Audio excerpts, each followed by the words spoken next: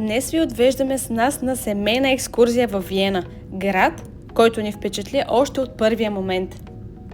Здравейте, ние сме на летището във Виена и сега си наехме едно такси, за да ни закара до хотела директно.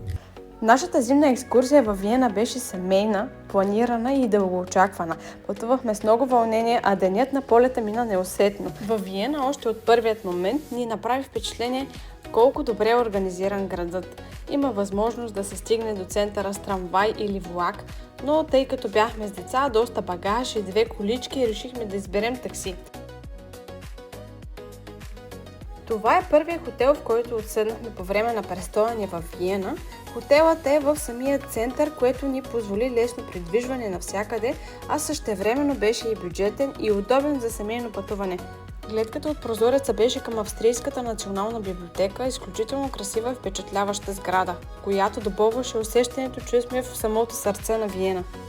Оставихме си багажа в хотела, освежихме се и си починахме за кратко и решихме отново да излезем и да се разходим из града, да разгледаме още и да опитаме нови неща. Виена не е просто красив град, тя е истинска столица с характер. Усеща се историята, културата и стилът във всяка улица, а през зимата градът има още по-специално излъчване. Светлини, коледно настроение, топлина, въпреки студа. Архитектурата е впечатляваща, сградите са величествени, а атмосферата някак си спокойна, подредена и много уютна. Обиколихме доста, наслаждавахме се на всяка разходка и на всяка гледка. Като цяло Виена много ни хареса. Красива столица, красив град и прекрасна дестинация за семейна зимна екскурзия. Определено мястото, което си заслужава да бъде посетено и запомнено.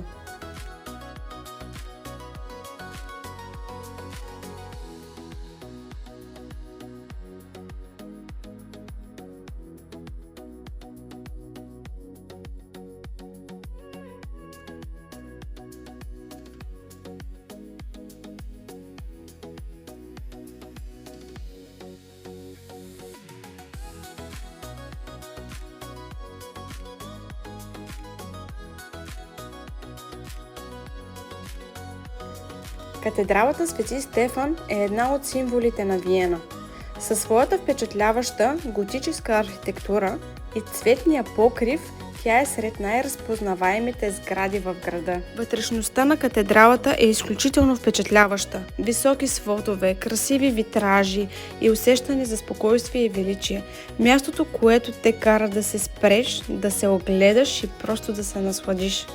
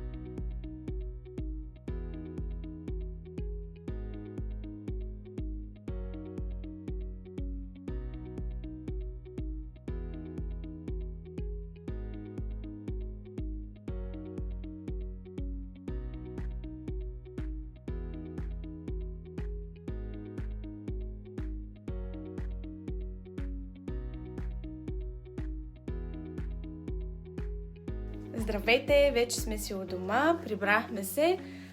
Виена ни остави много хубави спомени и емоции. Благодарим ви, че бяхте с нас. Надявам се видеото да ви е харесало и до нови срещи!